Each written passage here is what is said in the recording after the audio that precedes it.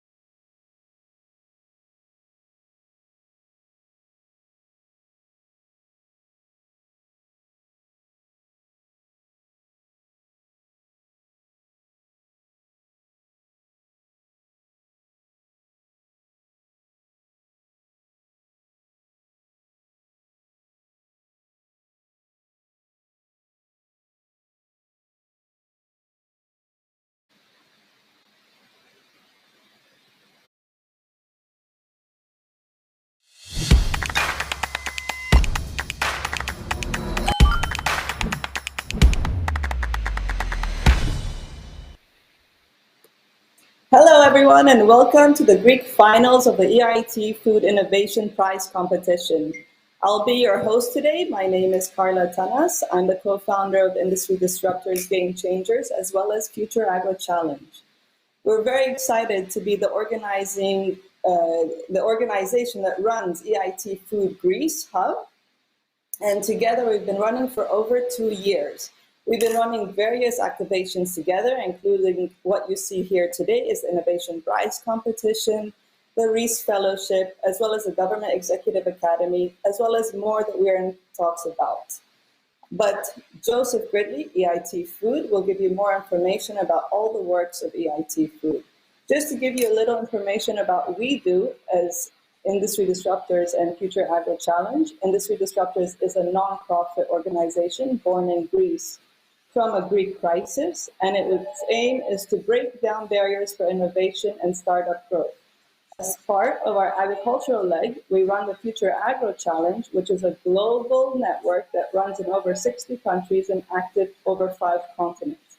Our aim is dedicated to agri-food innovation around ecosystem building. We build dialogue and act as a convener to show the best revolutionary and sustainable solutions in this space that we aim that we could bring up high for the world to see there are other ways of doing things and other ways to solve the food complex system. These solutions are usually brought forward to industry experts, policymakers, corporates, media, but our fundamental aim is really about integrating all cultures because that's the only way that the global food system will be fixed, and of course, empowering the farmers who are the caretakers of our earth.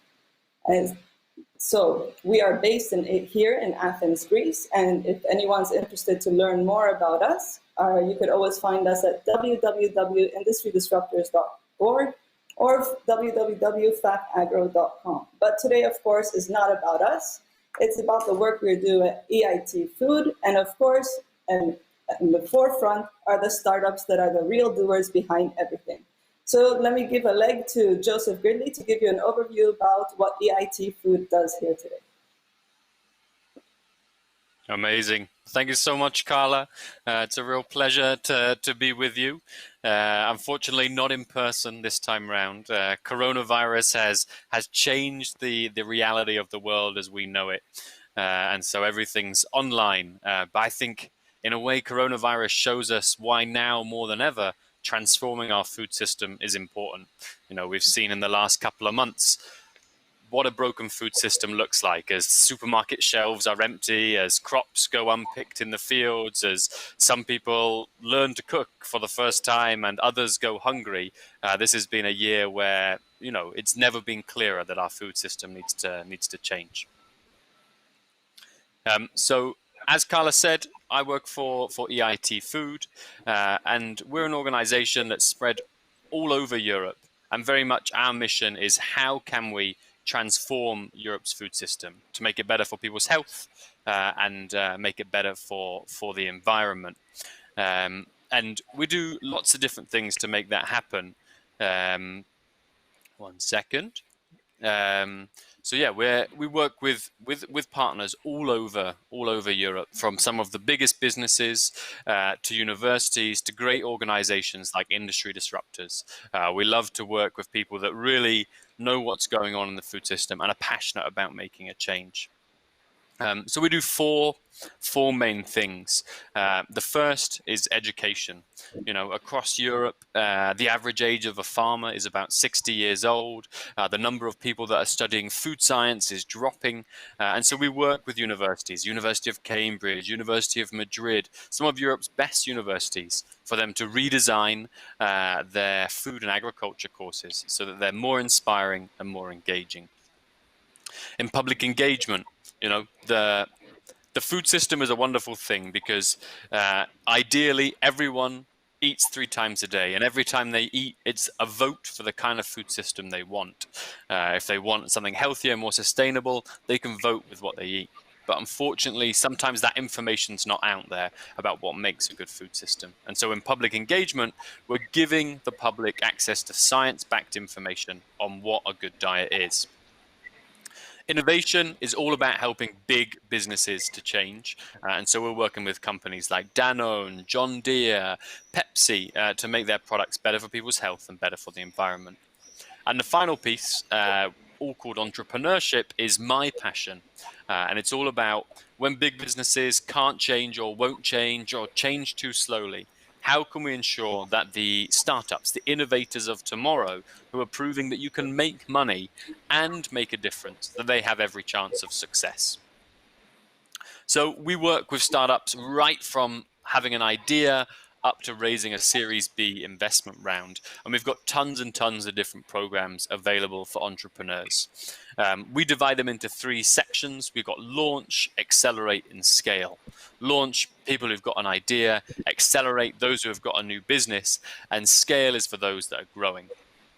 I'm going to touch on just a few of the leading programs that we've got in each of those sections. So Seedbed. This is a program that's all about giving entrepreneurs the opportunity to validate their business model in the market. And so startups, they get the money, the contacts, the skills to go out and validate their business model with 100 potential customers. Super powerful. You know, we always say that the customer's right, but very, very rarely do we actually go out and test this. And so this program is all about giving entrepreneurs access to potential customers and learning from them. A level up for those in the accelerate stage, we've got our Food Accelerator Network. This is world-leading acceleration program where startups get access to funding, access to R&D facilities, and access to some of the biggest names in food and agriculture so that they can really grow, develop, learn new skills. Last year we were running this and people described it as a mini MBA for them, but really focused on the agri-food sector. Finally, we've got something called the Rising Food Stars. This is for startups that are pretty advanced and they are ready to really come along and disrupt things. And once you get into this group, it's like a consortium of the best agri-food startups in Europe. And once you're in, you can do projects with Europe's biggest agri-food startups and receive funding from EIT Food so you can make those projects happen. These are just a handful of the things that we offer startups, but there's so much more. We have programs for agricultural startups that want to test with farmers. We've got free legal and accounting support if you need to register your company or do your shareholder agreements. We've got online courses on how to be a better entrepreneur. Loads and loads of things. And I really encourage you to check out eitfood.eu to learn about more of those opportunities we've got, or get in touch with me. It's always a pleasure to talk to startups. We love hearing what you're working on and your news. So please do get in touch. Thank you very much. Thank you so much, Joseph. It's always great to hear the great things EIT Food does and keeps growing every day. But of course, we have a busy day. Next 2 hours of what everybody's tuning in for are the best 7 teams coming from Greece. And because we know that you're all busy, let's get the show started. But before we do so, let me tell you what we're going to do. These teams are going to present for 5 minutes, and 5 minutes Q&A will be followed. But make sure you tune in really closely because we do have an audience poll, and your vote will count to us. The winner who gets the audience poll will also get a prize from that.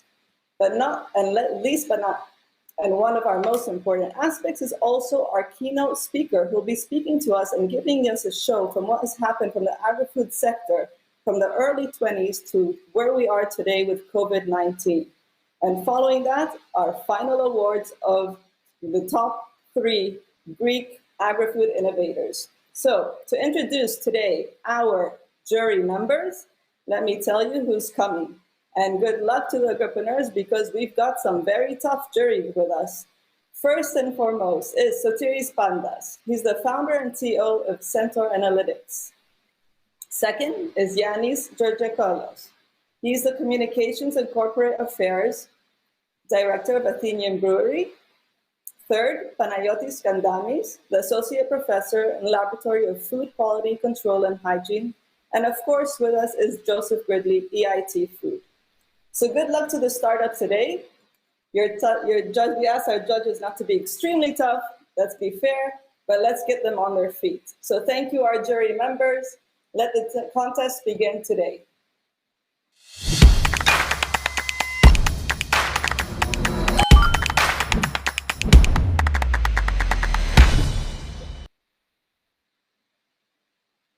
So first up to start is our startup 12 Gods.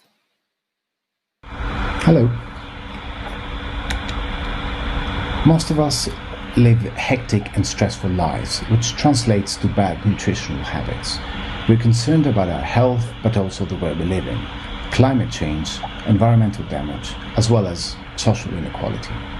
Therefore, we have created a product formulated to address the concerns and demands of modern lifestyle, namely time, or lack of it, health, well-being, quality, the environment, society. We have created a series of herbal blends from the highly biodiverse Greek nature based on their medicinal properties to aid the human body cope with various challenges and problems of today. Our unique herbal blends have rich taste and mesmerizing aromas. We have encapsulated them in an espresso-compatible capsule for ease of use and reproducible results, reducing the preparation time to just 10 seconds. The capsule itself is solid compostable and leaves no environmental footprint. Our raw materials are consciously sourced. The herbal blends are packed under nitrogen, maintaining their quality and beneficial properties over time. How do we achieve this? We have designed and constructed our very own proprietary packaging machine. We have created a state-of-the-art production facility in compliance with HACCP and ISO regulations. We have created private-public partnerships, collaborating with the Patras Science Park and the Aroma Hub to certify the quality and the health benefits of our products. We work closely together with the Pan-Hellenic Association of Young Farmers, creating new communities of small producers using modern organic farming methods, with emphasis to neglected or remote areas, helping them to address financial and demographic challenges. Where do we see the opportunity? The global herbal infusion market size comes second only to bottled water. It is expected to grow by 5% annually, reaching 3.8 billion euros by 2025. Germany, England, the Netherlands, Austria and the Scandinavian countries account for 60% of the total consumption of herbal infusions in Europe. The great worldwide market penetration of the Nespresso machine, with an annual growth rate of 20%, reveals the potential of our product. Worldwide trends towards fast-paced and healthier and quality-oriented lifestyle has put the Nespresso machine in hotel rooms, creating an excellent niche market for 12 Gods, combining sales with product recognition. We see a tremendous potential in retail as well as hotel, restaurant and cafe markets. The competition: Nespresso and Starbucks employ capsules but they only make coffee. Lipton makes tea and herbal infusions but do not use a capsule. There are, though, numerous coffee, tea and herbal infusion companies around the world. Our business plan predicts 2.5 million euros in revenue in 2024. This will be achieved through our business model, which relies on business-to-business selling to hotels, restaurants, cafes, wellness centers, spas, gyms, etc. Business-to-business to consumer through selected retail stores, delis, organic food markets, hotels and worldwide distributors, as well as direct sales to consumers through our East Shop, flagship store and pop-up stores. We're a young and dynamic team. Philippos, our CEO and founder of 12 Gods, Nicholas, who's our CFO, Evgenia, working in R&D and communications, George, our legal advisor, Yanis, our graphics designer and brand advisor. Some of you may recognize his work from the Athens 2004 Olympics. Angelis, who designed the packaging machine, Daniel, who's our IT and computer wizard, and Dimitri, myself, in charge of R&D and new product development. But how do we see EIT food innovation competition helping us? It is a test to see where our product stands.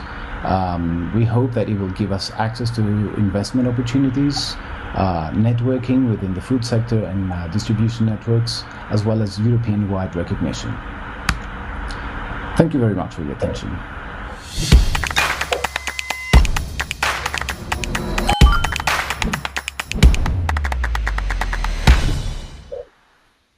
Thank you very much, Dimitri. Let me call you in now, Dimitri Yosifidis.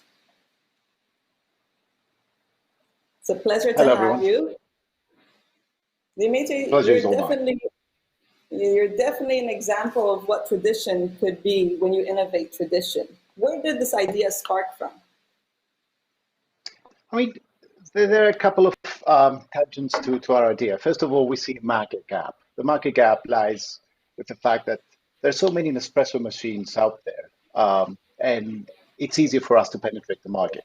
Moreover, we would like to bring the product, the Greek herbs, of the Greek nature, which is so biodiverse, and the let's say the custom we have here in our country into the modern world in a way that it's easy, it's simple, and it's also smart.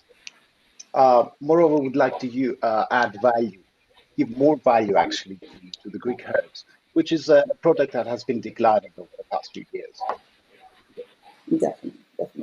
Thank you. Let me bring in our jury members as well to start our 5 minutes of Q&A. Hello, from my side. If I may pose one question, a bit on the commercial side of it.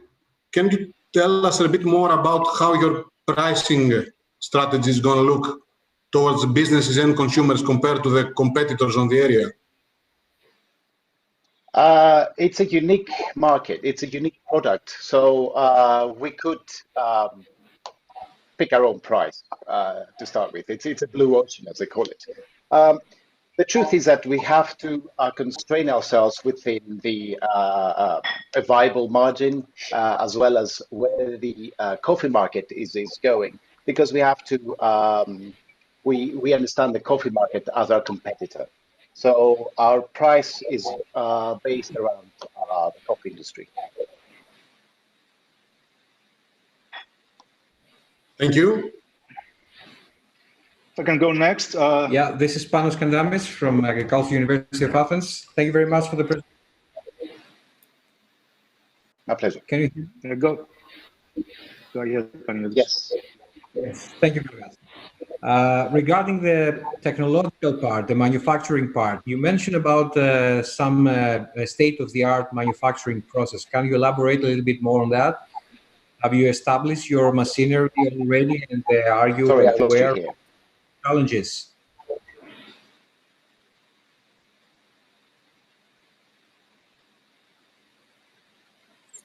Dimitri, are you with us?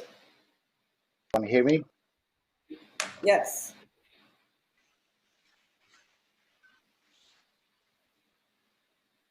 Okay, Dimitri, I think we have a technical issue with Dimitri. We'll bring him after the end of all our startups, see if he could come back and connect with us and we could continue our Q&A. We only had one at this point. So let me bring up the second startup. Solmia.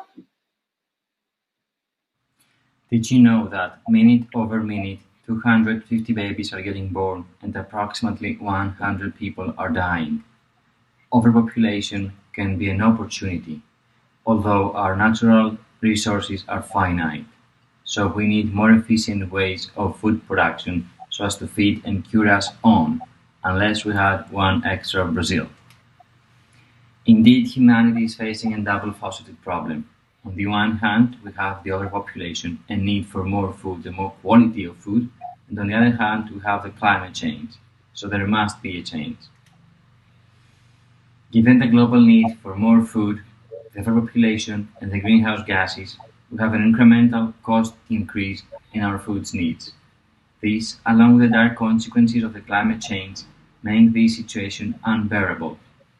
Our proposed solution of vertical microalgae farming ensures high-value algal-based proteins to supplementary contribute towards the protein demand and quality of the food across the world.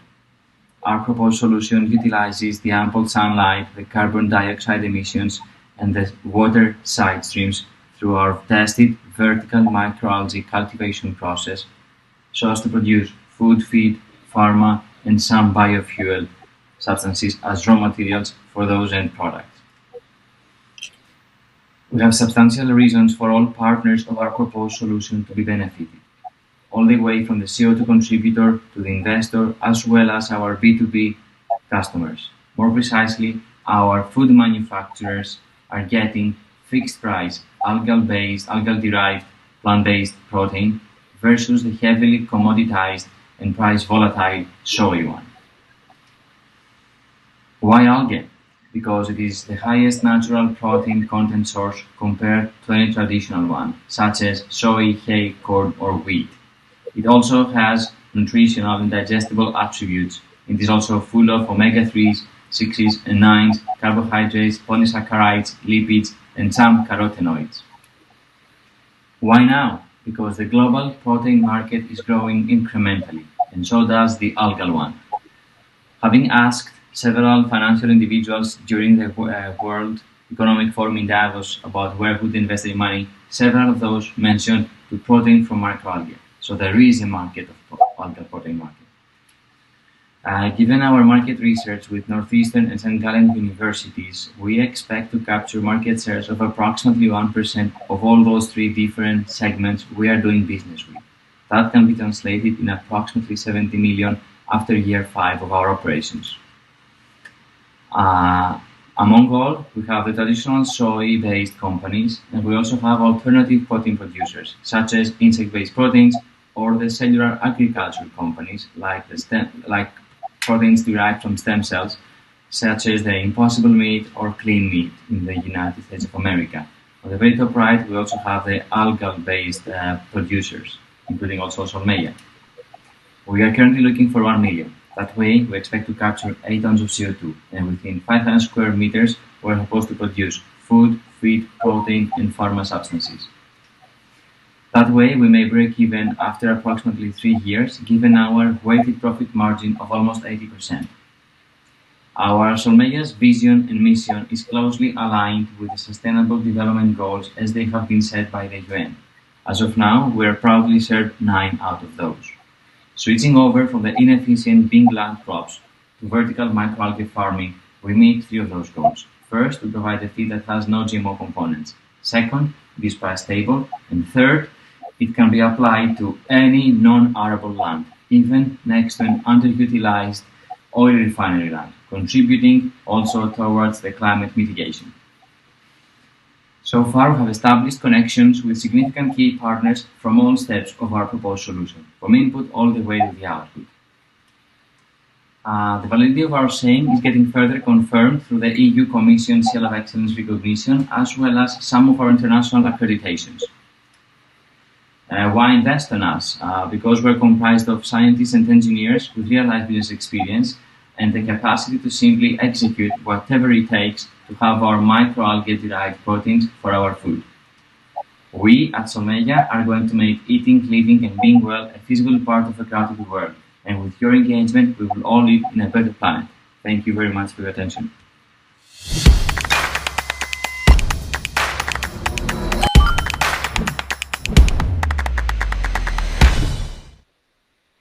Thank you very much, Vasily. Let me call you on, Vasily Stenos. Hi, Carla. Good morning. Good morning. Likewise, I'm honored to mine. It's definitely a very profitable business. So what drove you to pick on algae? This whole Solmeia is part of my graduate thesis while I was in the States. So given my bachelor studies at Agricultural University here in Greece, and then on the way to Columbia University, I tried to combine the food production from the cultural point of view, as well as CO2 utilization, as I thought from my track 2, and that's the outcome. And microalgae is the highest protein content, as I said also in our presentation, compared to any other source of protein. So it is the most efficient and promising way given the most recent results from the academia and also from the industry. Thank you, Vasily. Let me call in our jury members to continue dialogue with you. Good morning, everyone. Good morning, Vasilis. Thank you very much for your presentation. I have a question for you. Your competition slide, you kind of benchmarked yourselves against lots of other protein producers. But I was wondering if you could tell us what's your competitive advantage over other algae producers? That's a very nice question, honestly, and thank you very much for bringing this up to all our attention. So more precisely, we are different versus DSM or versus Algatech because those guys are huge conglomerates and they're focusing. For instance, DSM is more like a chemical company, whereas Algatech is focusing from Israel. They're focusing more on astaxanthin extraction. We have gotten the seal of excellence from the European natural blue pigment on Earth that could be used in our food industry, let alone the price of this phytocyanin extraction. We produce it for 60 versus 50 up to 60 euros per kilogram produced, whereas the competition produces that for approximately 250 up to 280 dollars per kilogram produced, and the selling price ranges between 300 up to 900 per. Have I covered you? Vasilis, unfortunately, the sound was very choppy. So that was an important question. Unfortunately, we couldn't hear the answer very clearly. Okay, but we kind of heard you making a statement about the relative advantages you have for cost. Is this your main thrust against other algae producing solutions? Yes. Is it cost efficiency or is it more than that? Produce. Thank you very much for highlighting this. Yes, we produce phycocyanin from 50 up to 60 euros per kilogram, whereas the competition produces phycocyanin 250 or up to 280 per, and we may sell this 300 up to 900.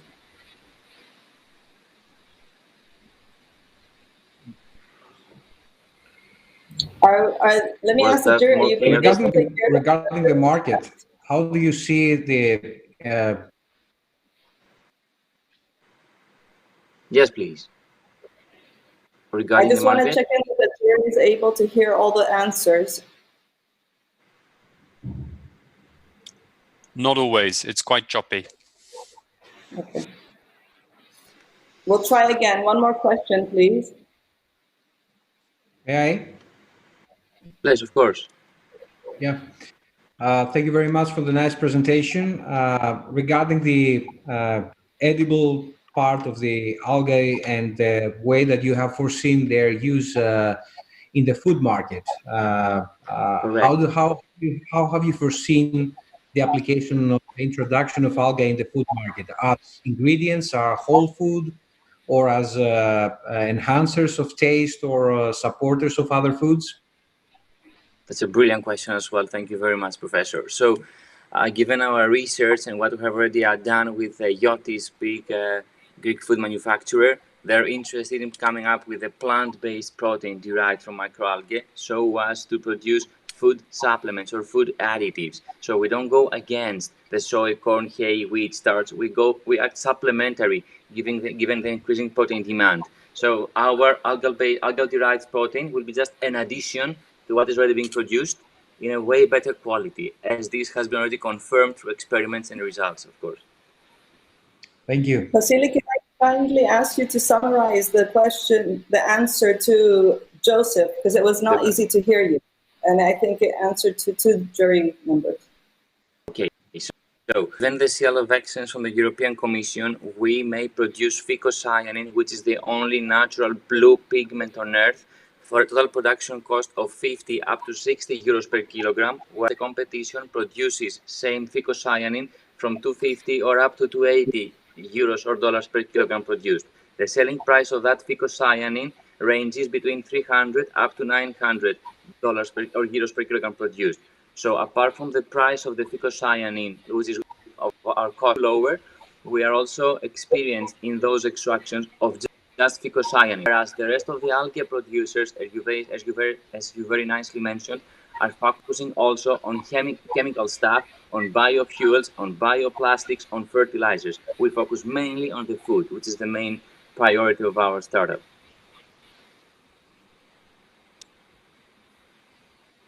Thank you. Thank you, Vasily, and thank you as well. Thank you for your history. So let us call in our third startup, Nefeli. Greetings from Team Nefeli. Let's talk about a responsive web application for farm managing.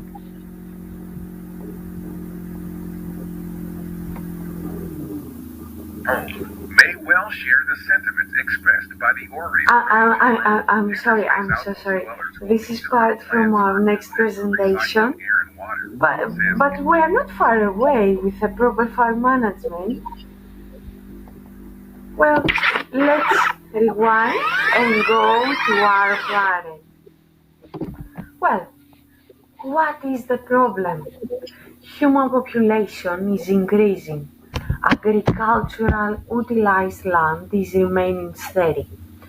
The delivery of healthy and affordable food falls on farmers' shoulders, who should increase their quality and productivity while minimize the cost.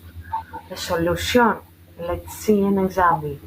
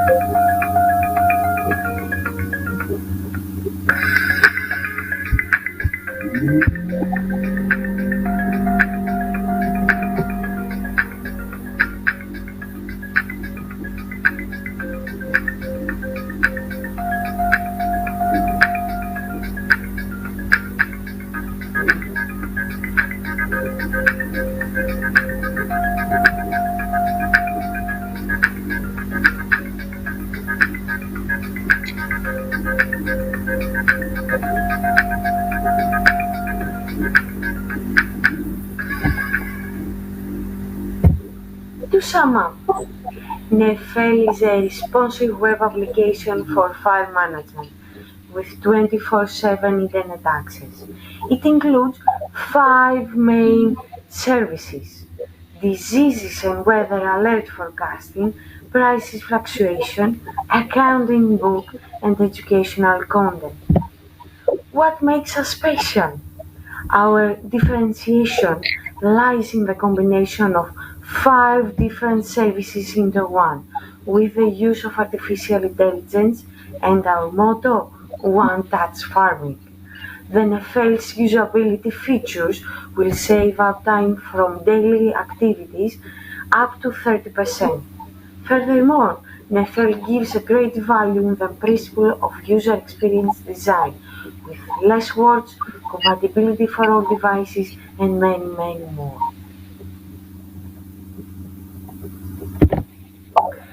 The application is targeted to anyone who is interested in becoming involved in the field of agriculture, regardless of his or her background level.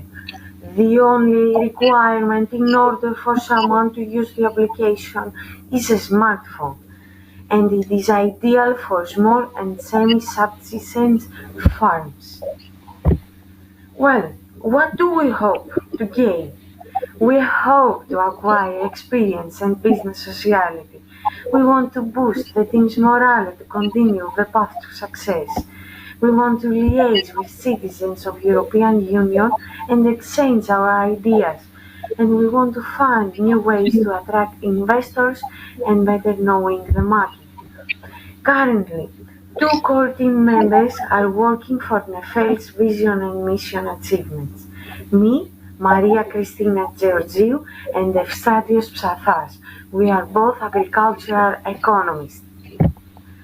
That's all for now. Do you have any questions? Thank you, Maria.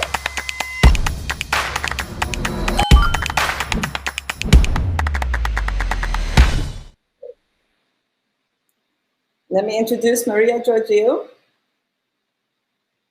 Thank you, Maria, for being here with us today. Hello. Hello. Greetings from Thessaloniki. Thank you for the opportunity. It's always great to have you here. So let me go directly to our judges, who must definitely have lots of questions for you. Okay. So let me go first. Hi, Maria. Thank you for this very nice and very innovative way of presenting your product. You're deciding to go against a few of the majors in agriculture enablement and inputs.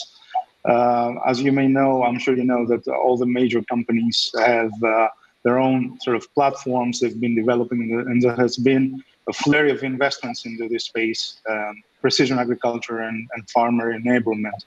So I was wondering if you can give us a glimpse of what you do in your system that is unique and can be considered a competitive advantage going forward in a world where farming enablement is something like an operating system. It's like going against Microsoft for Windows in a way. So what is unique about what you do, and what makes you confident you're going to succeed in this? Okay. First of all, our application, a responsive web application, is a software services. We are going to combine different services into one.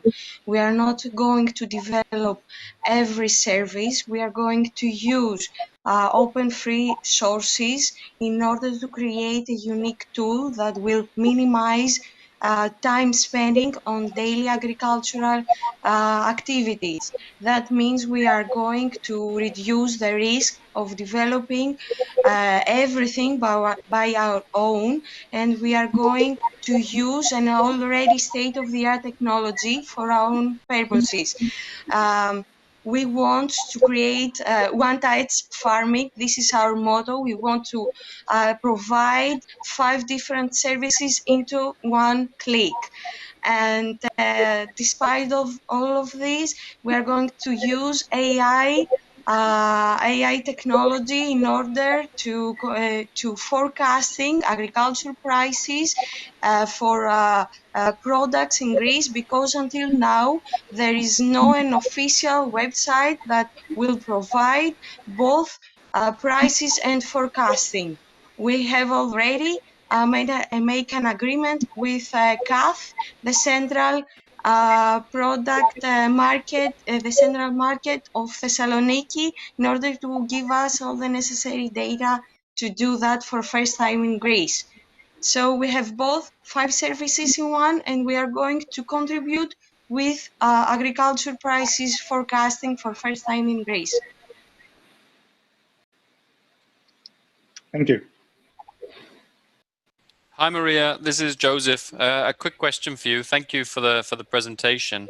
Could you tell us a little bit the status of your startup? Is the technology developed? Is anybody using it? How many people? Is anyone paying for it? Those kind of questions. Okay.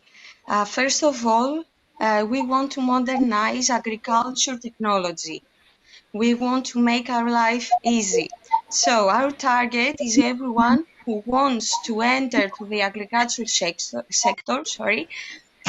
without any educational level background. We want to be compatible with all devices for everyone, with 24/7 internet. Sorry. Let me just stop you. Maybe you misunderstood me. I was wondering, what's the status of the technology? Is it live? Is this application live? Are you developing it? Is it an idea? How many people are using it? Yeah, those are the questions. until now, we have a prototype that was represent us in Cosmote Hackathon, the biggest telecommunication company. We were at the finals, and we create a prototype. So currently, the core team consists of 2 team members, and we have another team, another 2 that help us with the development department and the communication too.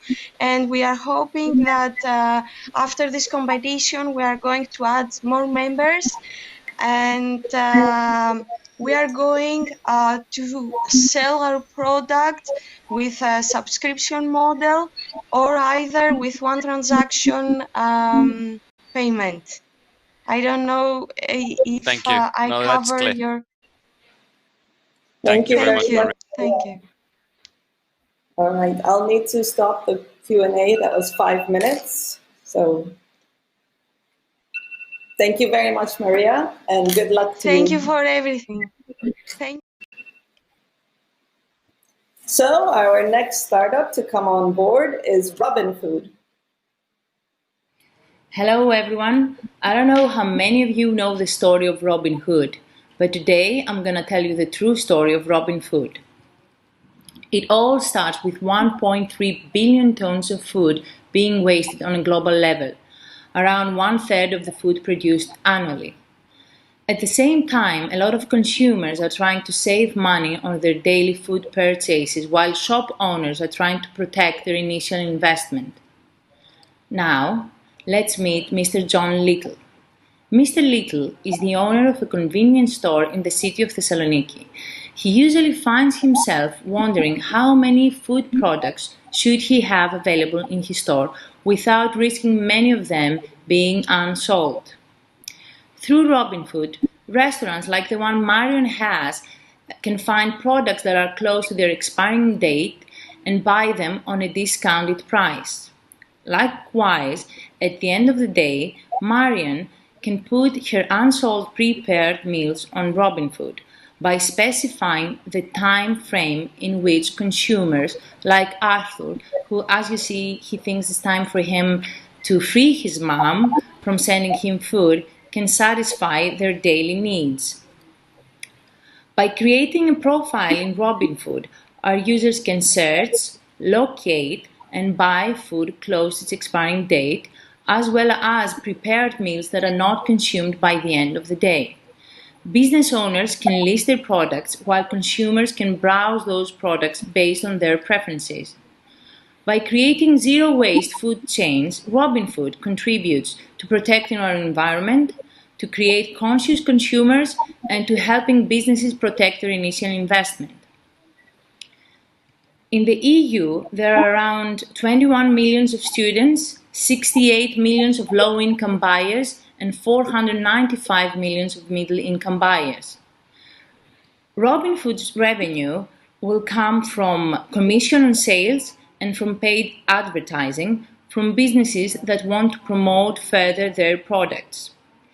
We will spread the word through social media advertising, through our presence in well-known shops, and through strategic partnerships with industry associations. Although there are other players in the market, we differentiate from our competitors by combining different kinds of businesses and creating immediate links with our clients.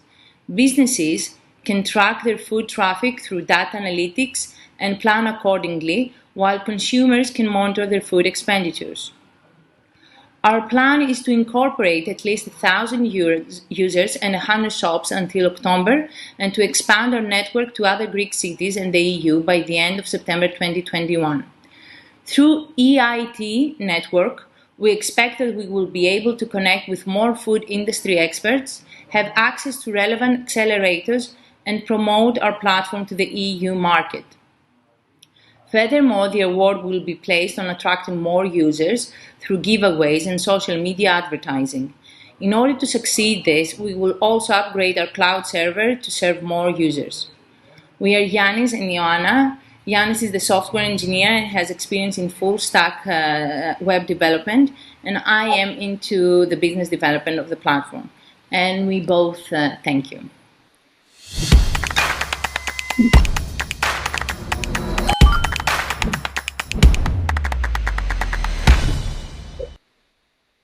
Thank you, Ioana. Let me introduce you in. Ioana Tequilido. Hello, Ioana, it's a nice to pleasure see to have you here. Thank you for having us. So, Ioana, just a quick question. Has the COVID-19 pandemic been a positive effect or negative effect on your startup?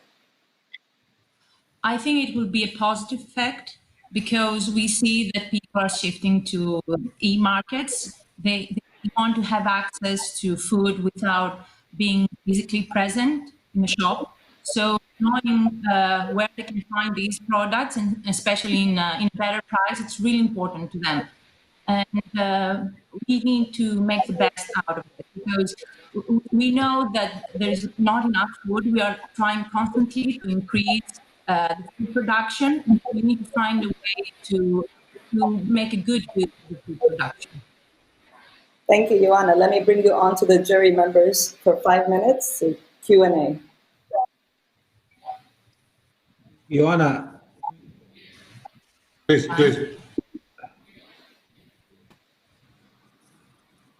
Go ahead. Go on. Yeah.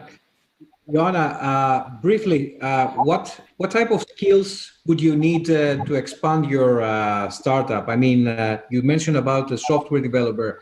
What type of other information you might need to develop this platform in case that you want to expand it and make it as attractive as possible and as useful as possible? Well, right now we have a platform, but we have started with shops and restaurants, and we want to expand it to the farmer section as well. Over there, the transportation is really important. We need to find a way to make the connection because they face more issues, the farmers, like some products need to be packaged in a specific way. The time they need to be delivered is really crucial. So we think that we have to solve these kind of issues as well. Would you be concerned a little bit about potential safety or spoilage issues in different products that you are about to introduce into the food supply chain this way? Well, the thing is that the food that we are talking about is food that's completely edible. It's food that you can find in the supermarkets. They're just before they're expiring. They haven't expired yet.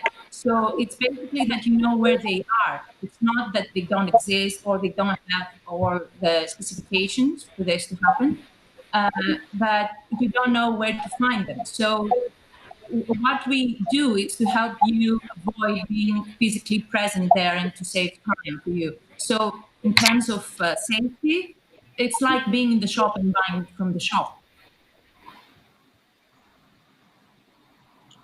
Okay, thank you.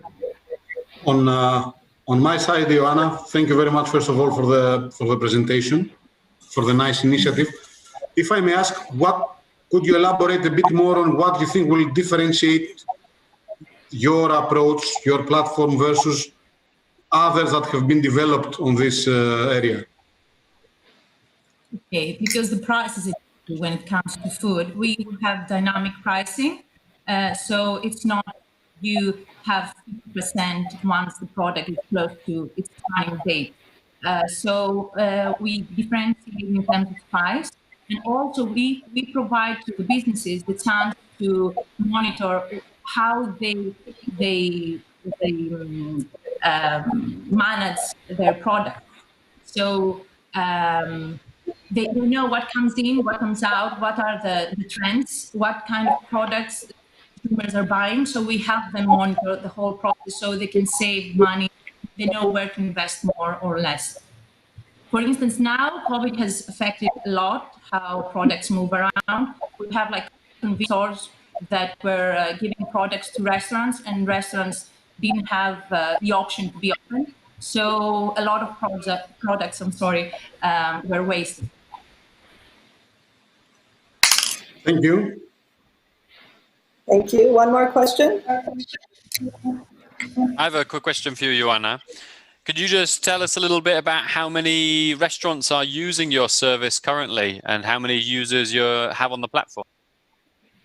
Okay, because we are in the testing period, we launched our platform in February. So we know we have like 10 shops, 10 restaurants. I know that the amount is not big, but that's what we managed to do. And the users are like 20 users. I mean, like the numbers are not big, but we are trying to promote Robinhood. That's what we are Nice. trying to do. And you got to start somewhere, right? So Yeah. perfect. Thank you very much. Thank you, Ioana. Thank you. So we've gone through 4 startups, 3 more to go. And we will, at the very end, go back to 12 Gods to ask our quick Q&A. So next one up is Coffee Co. Co-founder of Cofico. Do you know that 99% of your espresso shot is one of the biggest daily waste streams worldwide? Cofico is one of the first companies that upcycle this 99% of your espresso for the production of food, cosmetics, and furniture raw material. Did you know that in Greece yearly more than 30,000 tons of coffee waste is being produced and unfortunately disposed to landfills? Each one of these tons releases 300 cubic meters of methane in our environment. Cofico developed a new scalable value chain for upcycled spent coffee ground to produce high added value products. With our solution, we avert methane emission to environment and we manage to be a zero waste production company. Currently, in our production line, we manage to upcycle 850 kilos of spent coffee ground in a weekly basis. 12% of this waste is being transformed to coffee additives. After 3 years of research and development, we developed an innovative extraction process that produced 2 different additives, Cofico oil and Cofico polyphenols, that targeting the natural cosmetic and food additive markets. The natural additive market demand was 16 kilotons in 2019 and it's expected to reach 33 kilotons by 2024, growing at 8% from 2020 to 2025. Our competitive advantages in this target market is that our price purity index is higher in comparison with our competitors. What about the rest 88% of this waste? It's been utilized as a filler for the development of a unique biocomposite material, Cofico board. Cofico board is an alternative material to wood, marble, and plastic composite construction material that will be promoted to furniture industry. Europe's sales will be more than $500 billion based on Statista Furniture 2019 report. The furniture market is expected to grow with CAGR of 11% from 2018 to 2021. The competitive advantage of Cofico board are produced by patented manufacturing process, 100% water and fire resistant, lightweight, and being produced with certified bio-based resin. Our journey started back in 2016 from the lab where I did my PhD thesis in University of Patras at Chemical Engineering. In collaboration with other research labs, we managed to demonstrate in lab scale Cofico technology. Then in 2018, Cofico was founded with clear vision to commercialize and further develop this technology.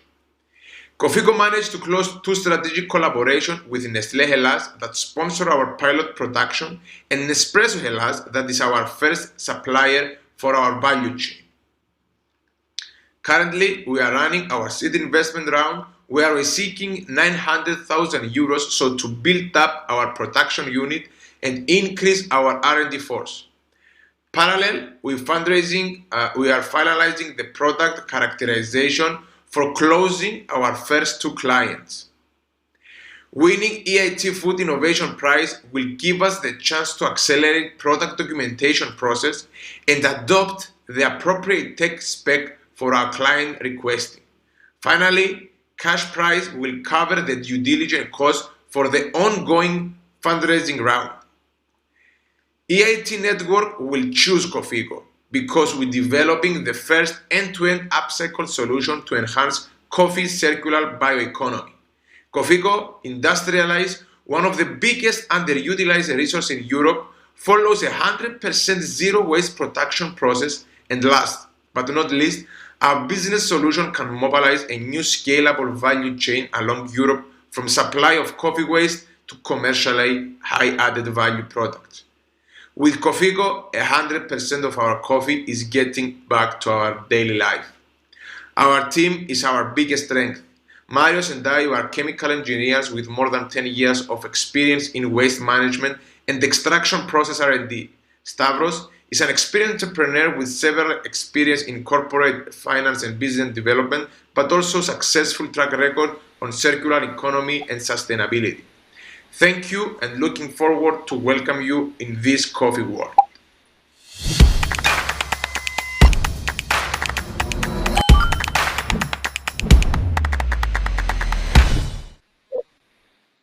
Let me introduce to you Alexis Patsiaros. Hi everyone. It's a pleasure. Thank you for having me here. So Alexi, you must be a coffee drinker yourself, I believe, to have started to get into this. Of course. So would you everyone. create inclusive or exclusive model for your suppliers? In this phase, we are trying to have an exclusive model for our supplier, but in the next phase, we are trying to build up a model that will have the ability to use a lot of volume of coffee waste. Thank you very much. Let me bring you forward to our jury members. You have 5 minutes. Hey everyone, thank you for having me here. Hi Alexis, congratulations for this idea and for having developed already what looks like a very cool product and an interesting manufacturing process. This being a sustainability-oriented solution and company, I was wondering if you have spent any thought on your supply chain and the footprint of bringing the raw material to your facilities, to your processing and manufacturing plants. So there's certainly a footprint related to collecting and sourcing your raw material. Although it's waste, typically it doesn't find its way into manufacturing as we speak. So you're adding a footprint, you're adding some carbon, let's say, footprint for delivering all this to your facility. So have you thought of making your supply chains more sustainable going forward? Yes, thank you for your question. It's a very interesting question. As we say in the presentation, our main goal is to keep up sustainability. So, of course, we think about our footprint through the value chain where we are collecting our sourcing, and we will use reverse logistic process. When the truck is loading a fresh coffee to the coffee shops, we'll collect coffee waste from the same point. So actually, we are decreasing the footprint of collecting and valuing the exact coffee raw material to the coffee shops. Yes, I don't know if my answer for you. Yeah, thank you. Yes, thank you, Alex. Yes. The scale of your process, not the product. Can you repeat the question? Because so how many? Yeah, I repeat the question. What is the yield of your process from to convert the beans, the waste, into these added value products, the oil and the polyphenolics? Yeah, from 850 kilos of waste that we are using for every production cycle, we're getting 60 kilos of coffee oil and 40 kilos of polyphenols. So 100 kilos from these 850 is going for the additives. 60% is oil and 40% is polyphenols. And we are trying to increase these numbers. As big as the volume of the production, can increase the numbers. So you're still having some waste left after the process, right? No. If you, as you can see through our presentation, the 700 of kilos of waste that remain through our production process, we are using them as the raw material of the production of the coffee board. Okay. So okay. the Sorry. 700, yeah. So we are actually zero waste production process with 3 different products. Okay. Thank you. Thank you. Yes. Regarding first of all, congratulations for the very nice, interesting presentation, very innovative. Regarding the Cofico board, seeing briefly the table of your technical characteristics that you have shown, could you please briefly elaborate a bit more on what is actually the competitive advantage of this material that's going to be produced for somebody that is not necessarily a specialist? How would you describe this? Yeah, the 2 main characteristics or the 2 main competitive advantage of our coffee board is that it's waterproof, fireproof, and lightweight. These 3 basic things together can give a material that it's easily used in big manufacturing buildings and can decrease the possibilities of getting fire or getting dry. The most important thing is that it's built up by reusable resources, and when the same material go at the end of its life, it can be reused again into the same building material. So it's a material that can be used again and again to produce the same furniture or the same uses. Thank you very much. I'll have to cut off the Q&A here. Thank you for having me here. Thank you. Our next startup, It's Alive. I'm a chemical engineer and founder of It's Alive. When it comes to juice, what do you choose? Freshly squeezed orange juice or powder? Obviously, there's no comparison between the two, and this is the same case for fresh spirulina. Fresh spirulina has higher antioxidant potency, anti-inflammatory potency, and its compounds are bioavailable, so we can have them in our body. And organoleptic characteristics are also destroyed, like there's a fishy smell of the powder sometimes. Spirulina is called the food of the future because it needs less agricultural land, water, and energy. And it contains the maximum of protein than any other food. And also it contains almost all the B complex of vitamins and other vitamins, iron, minerals, good fats, etc. So spirulina is a cyanobacterium. It's a mixotrophic one. So, but mainly it is cultivated using light. So there are some open ponds all over the world and artificial raceways, but these are mostly far away from the urban demand.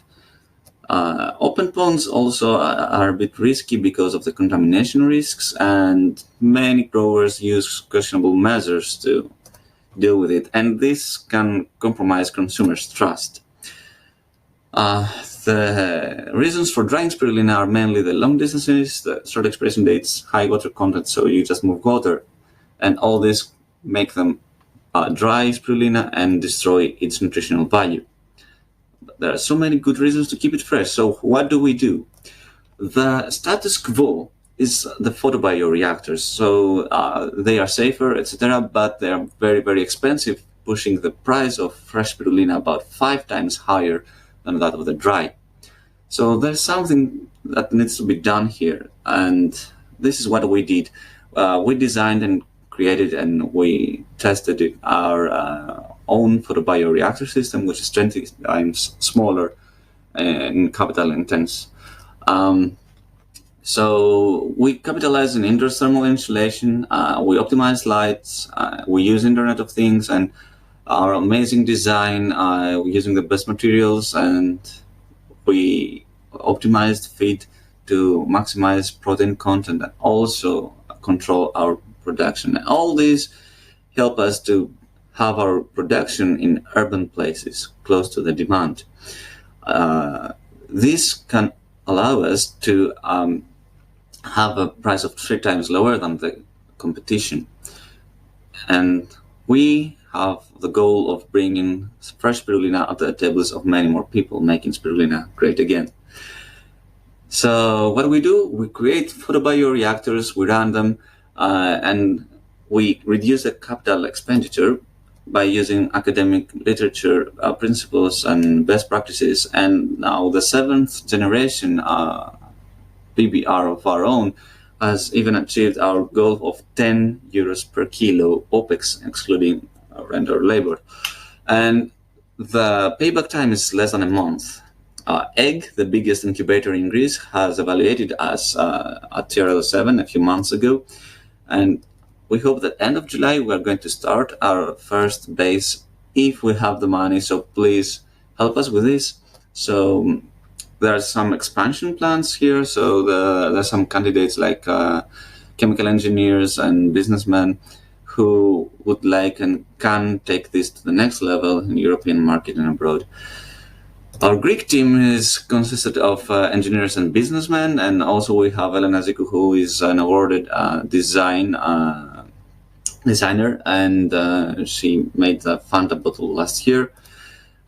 Every plant is going to create 3 full-time jobs. It's a small plant, a bigger one maybe more. The market of spirulina was anticipated to grow at 10.6% per year. However, COVID-19 changed everything, and in Greece we had 354%, and similar for every other country. Our customer segments include vegans, athletes, iron deficiency customers, dietitians, customers, etc. But already we have a lot of intent from a big fitness center who would like to include our production in their smoothies, protein-rich smoothies. So the dry spirulina costs 200 euros, and it's alive. It's about 300 or 350 euros. No comparison between us and the competition. Thank you very much.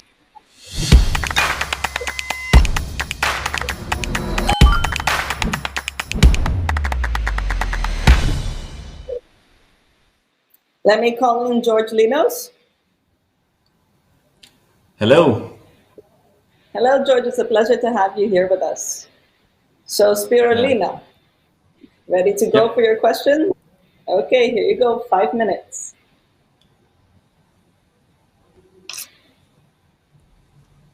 Hi, George. Nice to meet you. Thank you very much for the presentation. Very interesting.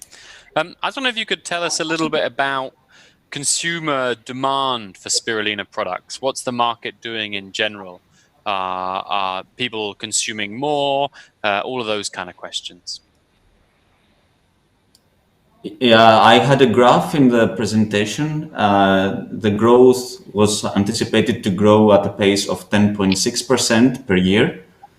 But during the COVID-19, everything changed because people wanted to build their immune system stronger in order to tackle any, COVID-19 can combine its effectiveness with other diseases. So they wanted to protect themselves because spirulina can help the immune system, as it's proved in the literature.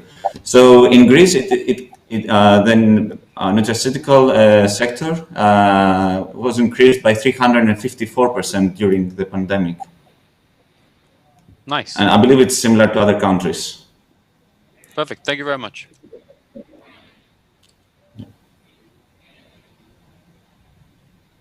Any other questions? George, you're quite lucky here, I must say. I got another question for you, George. I know in the past there's been kind of regulatory questions around spirulina and its safety. And in some countries, it's still not allowed to sell and in its fresh form and things like this. Can you tell us a little bit about what you think will happen regulation-wise in the Greek and European markets? Yeah, thank you for your concern. So there is a European, I think it's called Novel Directory of Foods, something like this.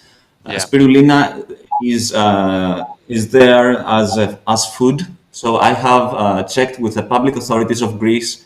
They told me that it's a type of food. You can sell it as food. It can be sold all over Europe as food if it's not dosimetric, like pills or something. Fresh spirulina is growing right now in Europe. There are a few companies that sell fresh spirulina, and as you can see, one of them is produced in Israel, if you saw the diagram, and it is sold in UK at 1,000 euros per kilo in dry base. And this is similar to America. The price is there. I didn't have the time to say about these things in the presentation. Is about 550 to almost 900 euros per kilo. So about the safety, there are some things that have high concern. So because many people use spirulina in order to produce good fats like omega-3 and omega-6, they try to limit the nitrogen in the feed, and this produces a stress at spirulina growth, and it is forced to produce higher content of good fats. So this goes to a bio refinery concept. But if you do this to spirulina and you eat it, there is high possibility that there is toxins inside of it. So if you control the nitrogen source, then you're okay. And I'm doing this. Great. Thank you very much. Yeah, you're welcome. Any other questions? Have you performed any sensory testing on your products? Sensory testing? Yes. What do you mean by sensory testing? I'm sorry. Have you tested the product? Have you made any trials to see about the consumer's acceptance of the particular taste of your product? Yeah, of course. So I was part of the Egg Accelerator, and there were about 23 companies there, and almost everybody, I think, tried it. Everybody said good things about this product. We have tried the ice cubes. They found it very nice. I am giving to a lot of friends of mine when I'm not eating it all. I tried to overdose myself with no side effects. So yeah, I considered it very safe. Also, there are plans to take it to the lab. Yeah, so I have to collect a big quantity and have it tested for heavy metals and microbiological test. Thank you very much, George. And thank you for being so passionate about your Thank you. So last but not least, piece by piece. Hi, this is Stavros. In 2013, I had the privilege to learn the secrets of fermentation from experts of a sake brewery in Japan, the land of functional foods. Coming back, my co-founder and myself started experimenting into creating foods that could fit and enrich the famous Mediterranean flavors. Our efforts led to cooperation with the best vegetarian restaurant in Athens, and later more, and the birth of Piece by Piece. Last year, we received the second prize in the food startup competition, and also were presented in Anuga Food Fair among 20 European startups. That trip revealed the way further to follow, and also the hard fact that very few vegan options are healthy and sustainable. Vegan foods are a trend, but also loaded with artificial ingredients and ingredients that come from overseas. So what are the options for someone looking for more health, more sustainability, more real foods? The answer is tri-folded: fermentation, local, plant-based, and local. Fermentation is a natural process where beneficial bacteria are involved to transform a food, enhancing its taste and nutrition, offering multiple health benefits. In Piece by Piece, we use global wisdom of fermentation and put the Greek spirit in it.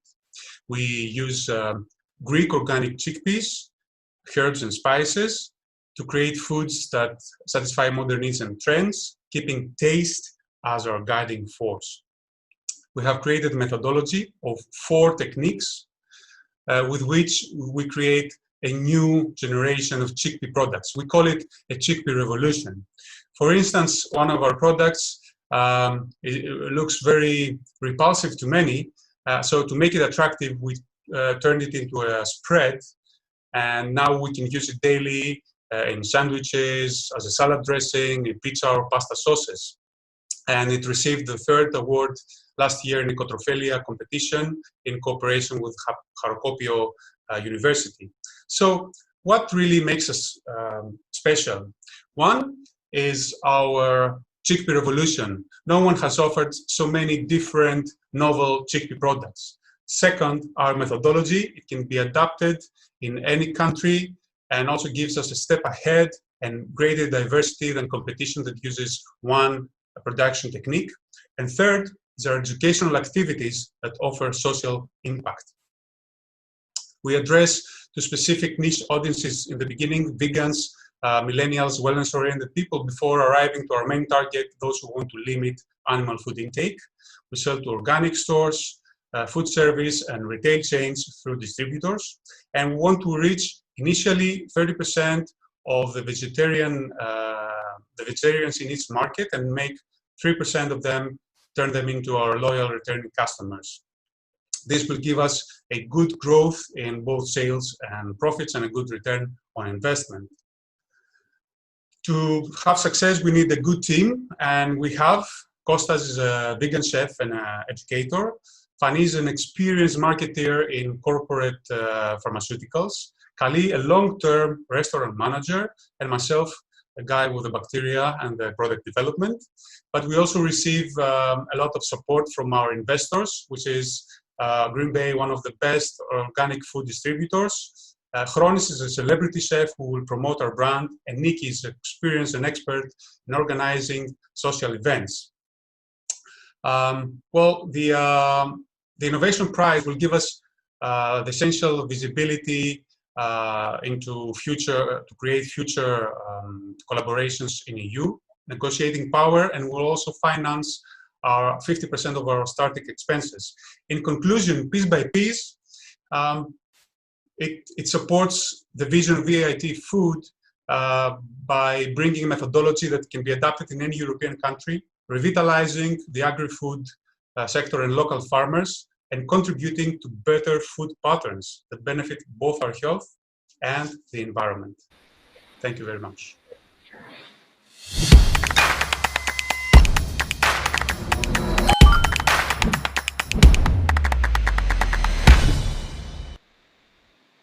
Thank you very much, Stavros Karagilanis. Let me bring you on. Welcome, Stavros. We can't hear you. You may need to unmute yourself.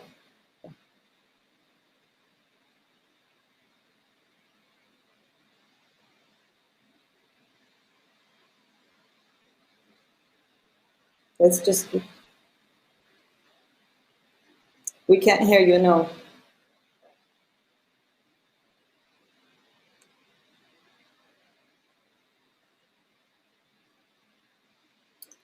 Okay.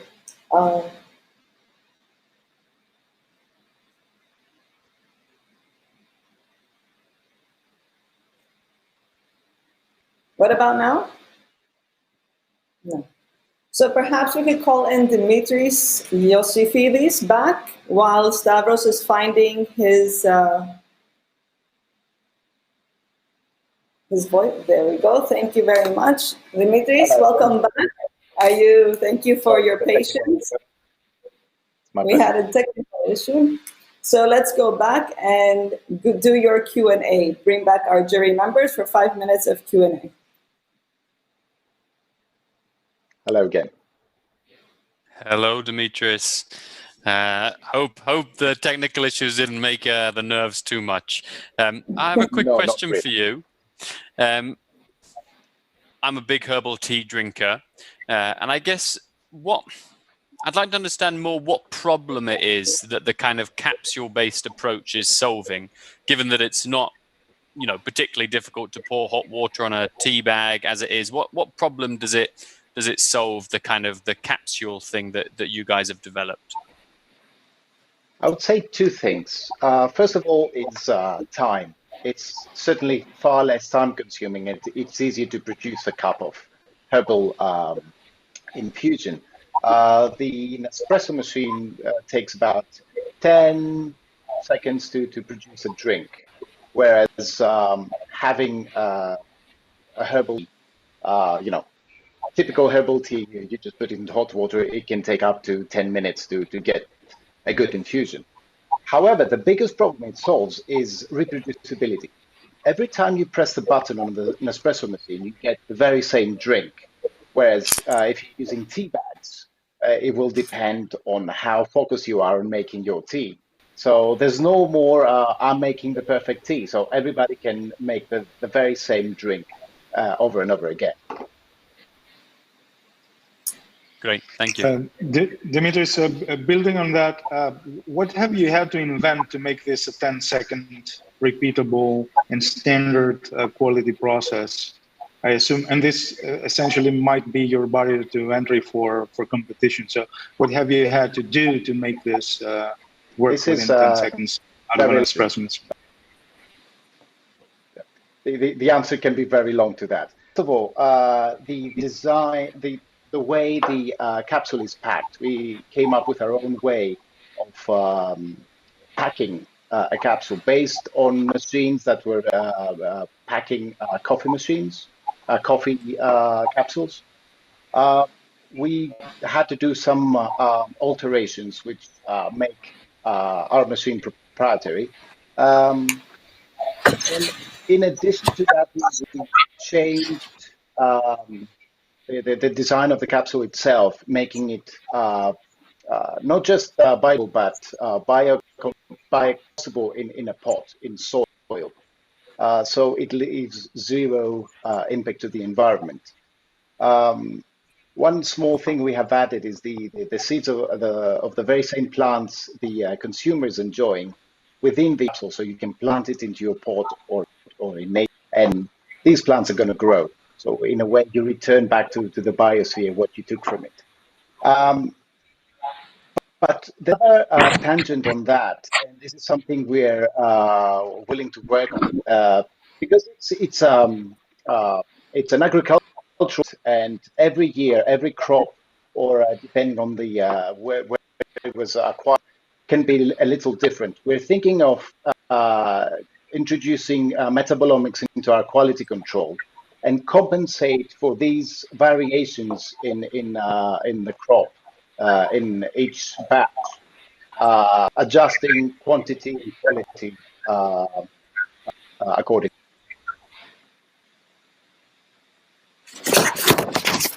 Okay.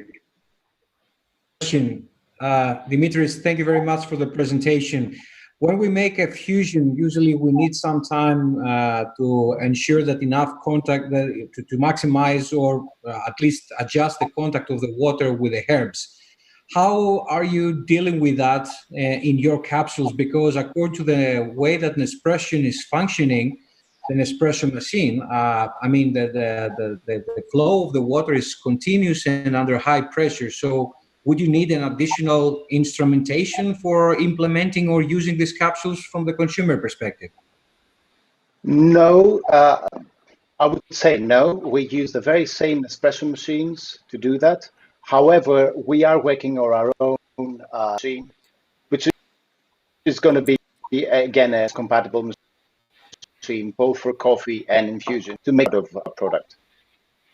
But you have to have the adjustable contact of hot water with the herbs in order to produce the right fusion and the right blend of the product, of the final product. Yes, the content of the capsule is made in such a way that pressing the button with a standard lungo, let's call it, program, lungo method of the Nespresso machine produces the optimum result. Thank you very much. Time's up. I'm happy to call. Thank you very much, Dimitri. Let me call in Stavro for his last Q&A as well. We have 5 minutes for him.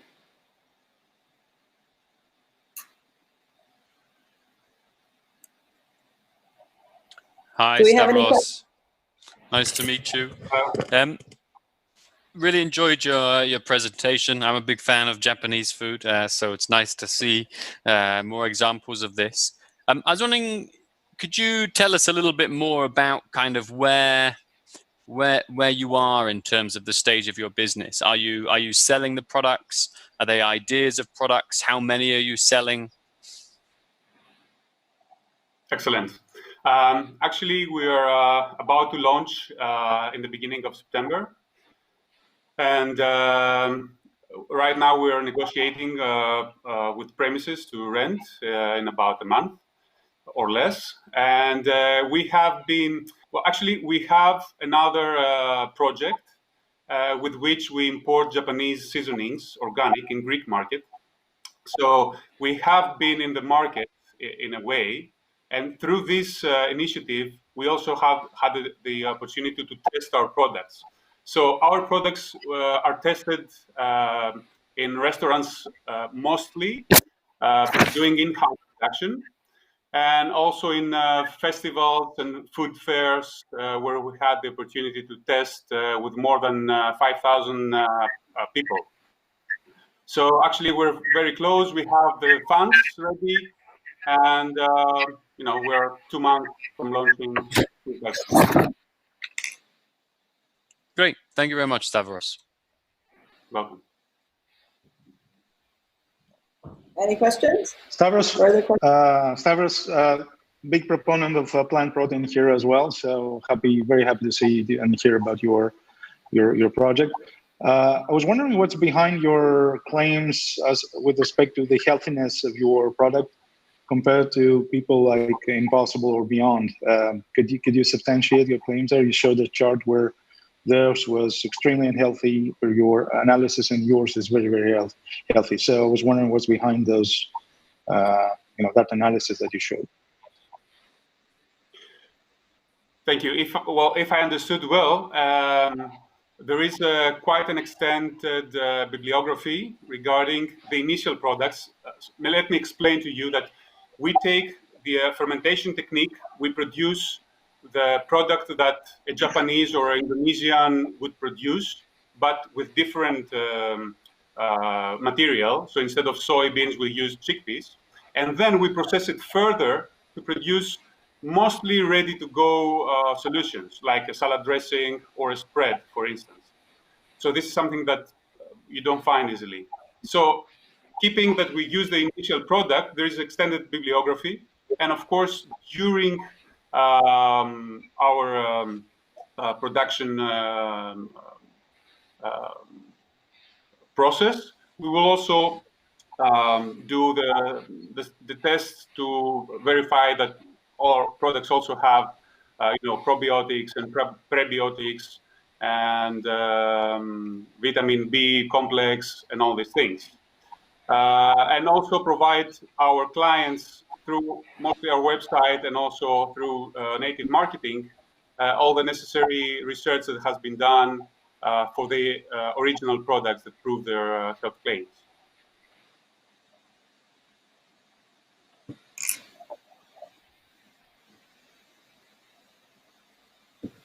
Stavros, many thanks for your very nice and interesting presentation.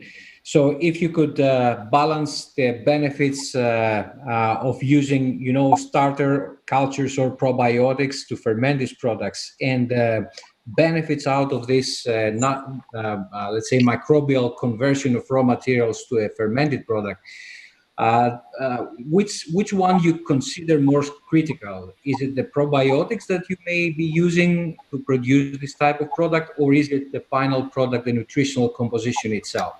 Where would you put most weight on the health benefits out of your final product? Yes, thank you. Actually, we don't use probiotics. The probiotics are created through the fermentation process itself. So, I think the end. Sorry. Is this possible? Is this possible that you have new microbes from de novo creation of new microbes? Yes. For instance, I don't know if you're aware of miso. Miso is a very famous fermented product from Japan, which acquires probiotics after long fermentation. So the same happens with our products. And I'm referring to miso because it's one of the products that one of the techniques that we are using. So the end product is the one that has the benefits, if I understand well your question. Thank you. Thank you. The time is up. We'll have to summarize here. At this point, all our jury members, we thank you very much. We're going to send you off to mark all of our 7 startups that are coming from various different places throughout the food value chain. As you could see, there's a wide number of ways that the Greek innovators are coming about it, and it's quite interesting to see the use of traditional methods coming forward and changing this space here in a very, very old country where agriculture was part of the millennium. So before we go ahead, we are getting ready to bring forward our prominent keynote speaker, Ari Kefalogiannis. He is the CEO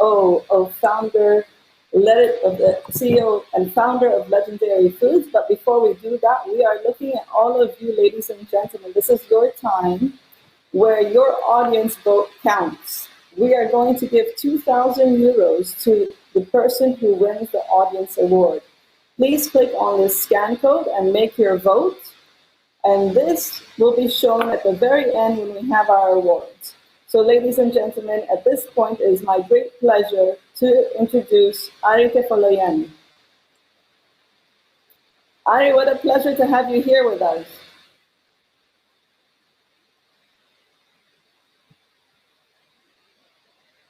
Ari?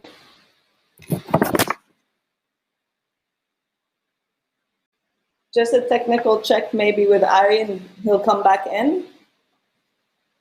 So Ari has been one of the leading entrepreneurs in Greece in the agri-food space. He's been one of the very forefront entrepreneurs who has taken what is being done in the Greek food industry here and exploring collaborations around the world of how to export all of the prominent foods that we have here in Greece. And Ari is here to speak about how agri-food industry has started from the 20s and has led its way to COVID-19. So if it's possible to bring back Ari.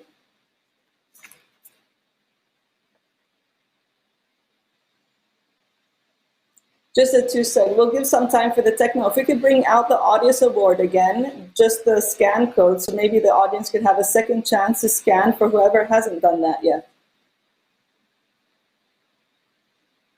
Your vote really matters. We'll give you 10 seconds here with this slide. If you know anybody else around you, call your friends, call your neighbors, tell them to get online and vote.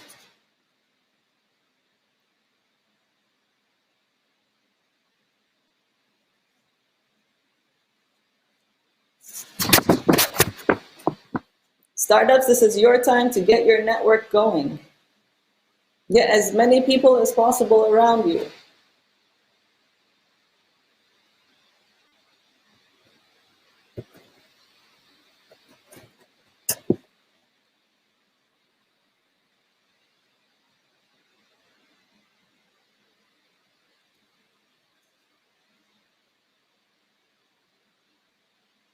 Thank you. Welcome back, Ari. Hi, Carla. What a pleasure to have you here with us today. Great pleasure for me as well, although technology is not cooperating very well with us. It doesn't matter. Sometimes this does happen, but beyond technology is your knowledge. We've been explaining to our audience here of what a leading force you've been in the agri-food entrepreneurial world, the work you have done. If you could give us a bit of your brief of where you started and where you are today, could you give a showcase to our audience here? Thank you. So, good afternoon, everybody, and thank you very much for having me here. I would like to talk firstly about the global food and drink trends for the decade 2020-2030, and then explore how this may have changed during the recent pandemic. The predominant trend has been well-being, which is an ideal state of mind that a person can only reach if he is in good health. And we all know now that food is preventive medicine. A good diet, good food acts as preventive medicine, boosting our immune system and making us healthy. And this is the first prerequisite in order to reach the state of well-being. The other one, of course, is the joy of life, is to enjoy life. Once you're healthy, you're able to enjoy life, and part of the joy of life is good food, great food that you share and that you enjoy with friends. So tasty food is also a very important part for reaching the state of well-being. The other major trend is sustainability, the environmental sustainability. And recently, the United Nations issued a report saying that the biggest problem for the world, for the environment, that makes our world non-sustainable beyond 2050 is the Western diet. Going a little bit further, the UN issued a reference diet, which is the new diet paradigm that the world needs to adopt in order to become sustainable from the environmental point of view. So sustainability is another major and important trend in food and drink sector. And finally, it's technology. We see technology and science interlacing. We will see technology and science interlacing with food supply chain to boost yields and to combat climate change. Now, how are these trends going to be shaping up consumption and affecting also the corporate behavior and the behavior of brands?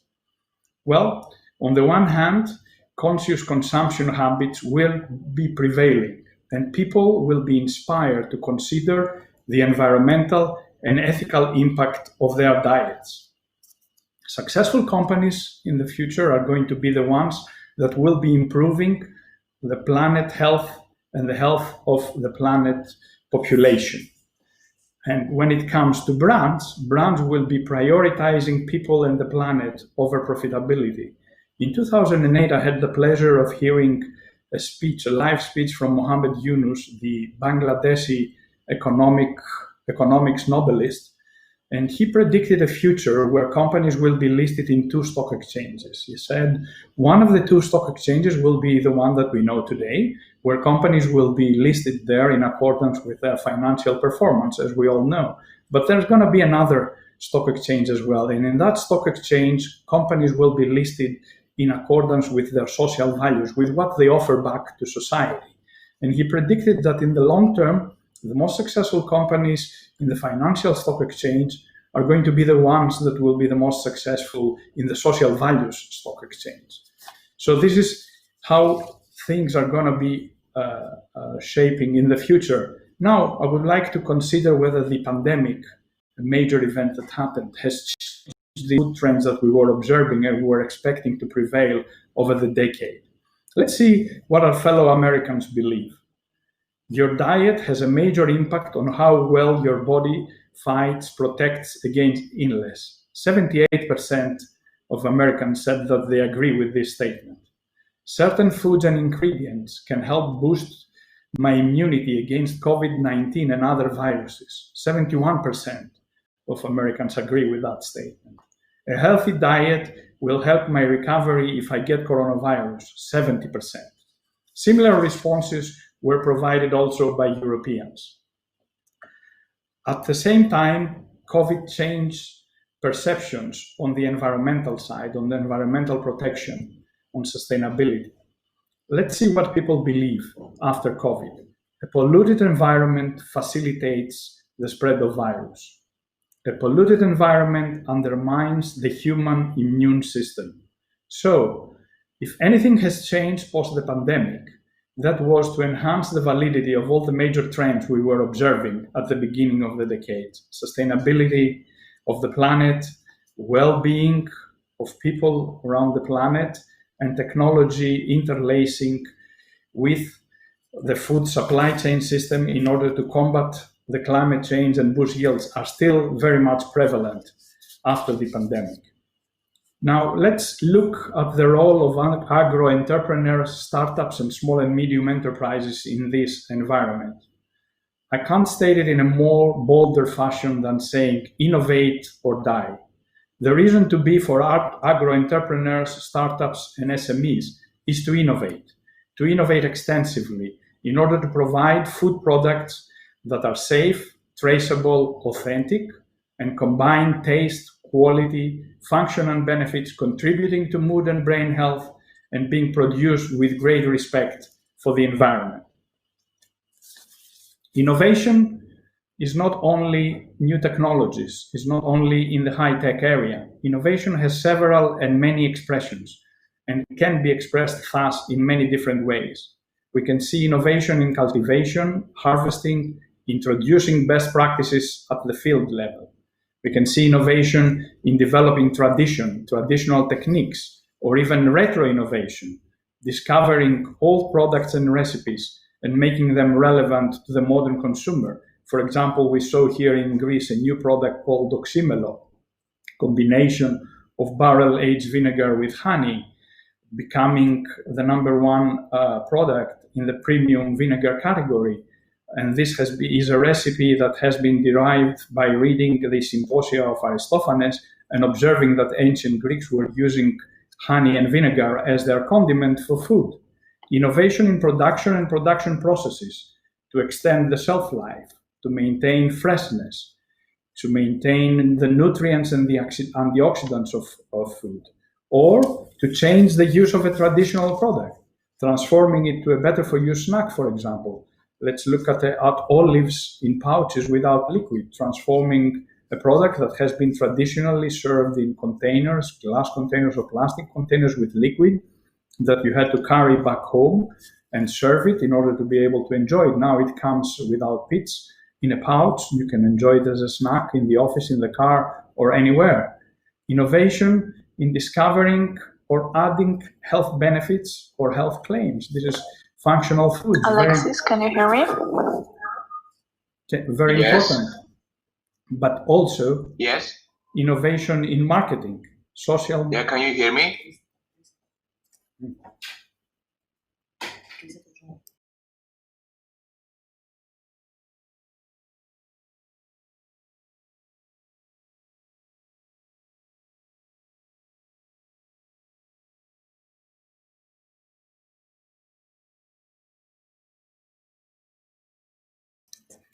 Sorry about the gap. We had a small technological issue, but we keep going on. We were talking about innovation in health benefits or creating functional products that help our health. Innovation in marketing. Innovation in marketing, besides traditional marketing techniques, we see now how social media are playing a major role. Edutainment, videos that educate but also entertain, but can help us find out about products, how to best enjoy them, how they're being produced, their history. Gamification. Innovation in supply chain and logistics, in traceability and blockchain, ensuring that product follows a very well-known and established path from field to fork. Innovation in financing startups and new businesses, crowdfunding, angel investors, microcredit, in addition to all the traditional ways of financing business. Innovation in sustainability, measuring our carbon footprint to find out how much carbon dioxide is emitting in the atmosphere from our production processes, from the products that we are producing. Innovation in measuring the water footprint, because water is also extremely precious.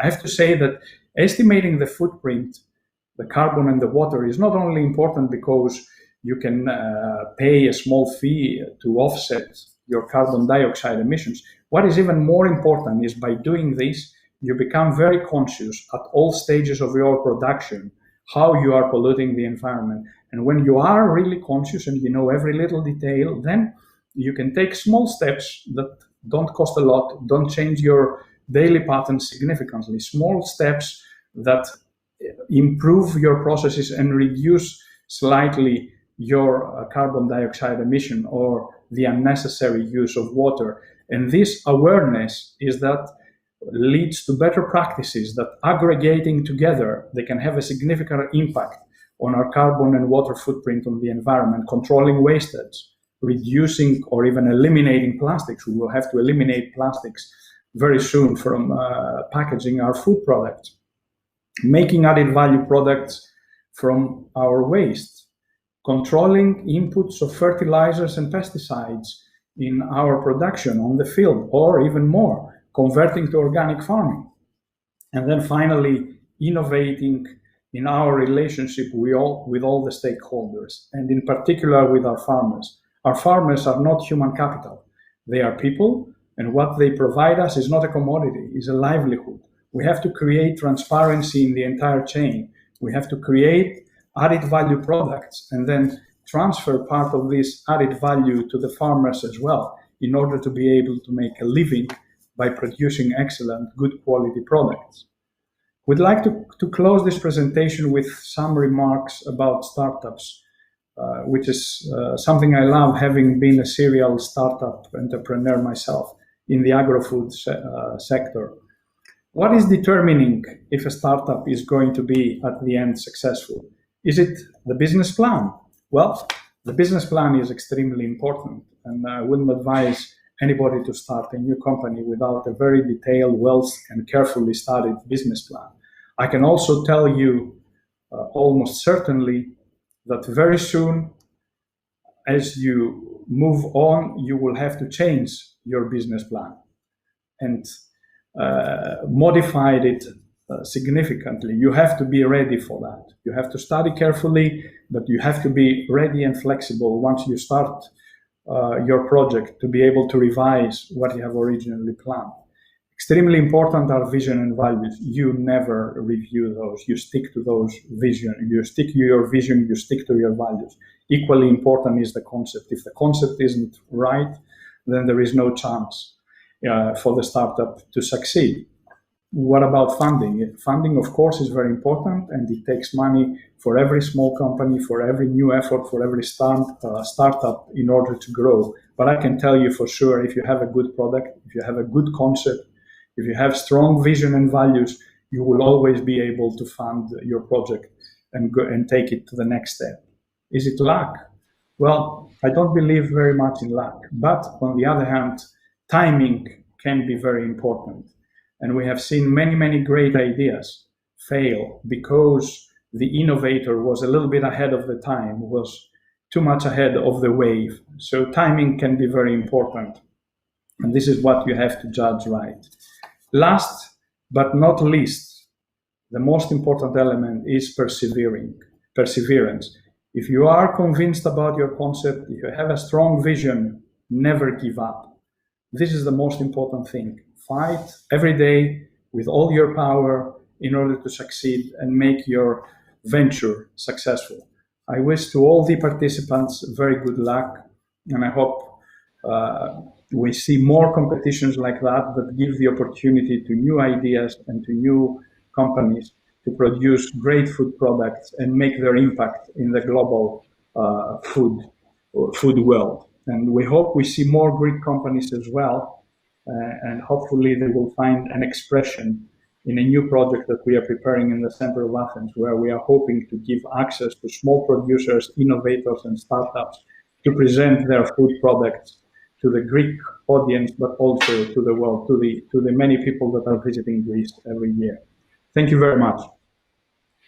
Thank you very much, Ari, for your insights into future trends, where things are going. It's nice to see that there's a positive outlook on the way we're going to move forward. And I really love the second stock exchange that we're going to have more on impact rather than profits. Although profits are important, we don't underestimate that. We just need to have a balance between impact and profits. So coming now, it is almost the time that we are going to be announcing our winners. We have 4 awards today. One award, as you already know, is the Audience Award, which is the last few minutes that all of you will be able to vote before we close the polls here. Also, our first, second, and third place. The question is, what do they get? Third place, they'll be awarded 1,000 euros. Second place will be awarded with 3,000 euros. And in first place, they'll be awarded with 5,000 euros. So let me check on backstage if our jury is ready to announce who is going to be our winner today. Do we have any update? So, ladies and gentlemen, announce over here, our audience award has been for Robin Food. Congratulations, Robin Food. Now in third place, here comes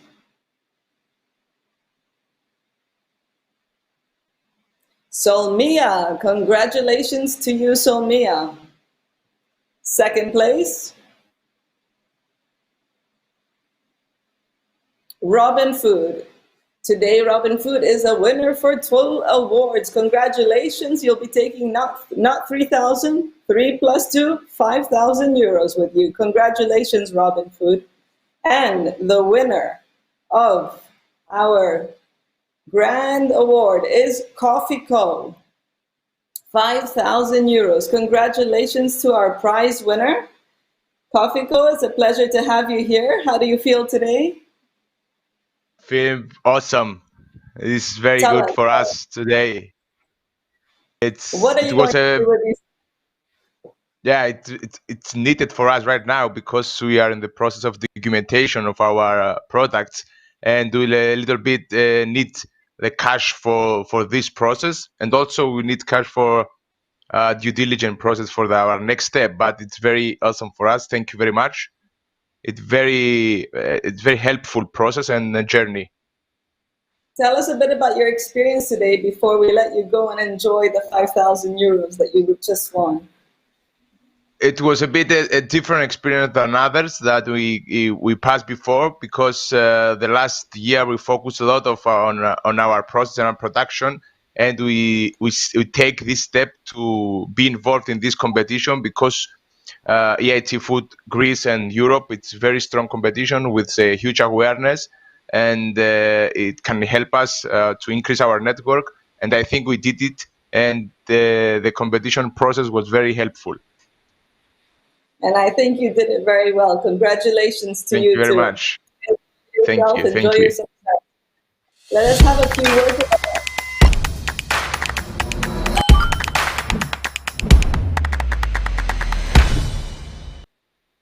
Thank you everyone for joining us here today. It's been a pleasure having you with us. And of course, you must continue your journey with EIT Food. The next finals will be in Slovenia and Poland on July 5th, and then in the following day in Romania on July 9th. We wish you all the best and thank you for watching the Greek finals. Bye-bye.